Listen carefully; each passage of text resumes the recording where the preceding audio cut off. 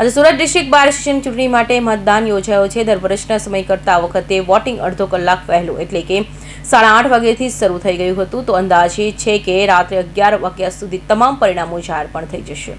Surat district બાર એસોસિએશનના દ્વારા જણાવ્યું હતું કે પ્રમુખ પદની મુખ્ય રેસ બે ઉમેદવારો ઉદય પટેલ અને હેમંત ચાવલા વચ્ચે હોય। બંને છેલ્લી ઘડીએ એડી ચોટીનું જોર લગાવ્યું હતું। મોડી રાત સુધી સ્નેહ મિલન સમારોહ યોજાયો હતો તો તોડ અને જોડની રણનીતિ પર અમલ મુકાઈ હતી।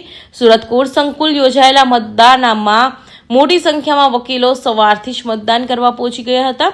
સુરત કોર્ટ બિલ્ડિંગમાં 6433 મતદારો 47 ઉમેદવારો ભાવિ નક્કી કરશે। તો આ વખતે વકીલોની ચૂંટણીમાં મુખ્ય મુદ્દો નવી કોર્ટ બિલ્ડિંગનો રહ્યો છે। તો સૌરાષ્ટ્ર લોબી મૂળ સુરતીઓ, મહિલાઓ અને મુસ્લિમ વકીલોને મત પોતાની તરફ કરવા માટેના તમામ પ્રયાસો ઉમેદવારો કર્યા હતા।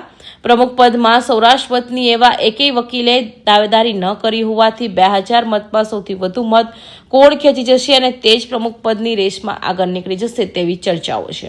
સુરત જિલ્લા વકીલ મને મુખ્ય ચૂંટણી અધિકારી કેપી અસાવાલા તેમજ મારી સાથે મારા મદદનીશ ચૂંટણી અધિકારીઓ છે।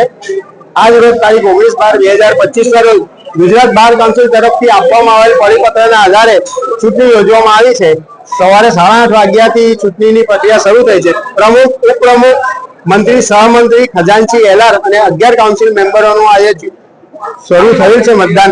8:30 થી 4:30 સુધી મતદાનની પ્રક્રિયા રહેશે તેમજ 5 વાગ્યા બાદ મત ગણતરીની પ્રક્રિયા શરૂ થશે।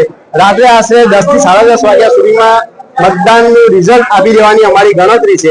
આજરોજ 6433 વોટર છે અને તેની અંદર 1800 મહિલાઓ વોટર છે। જે 1800 મહિલા વોટરો જો સક્રિય ભાગ ભજવશે તો પરિણામ કંઈક બદલાઈ શકે તેવી શક્યતાઓ દેખાય છે।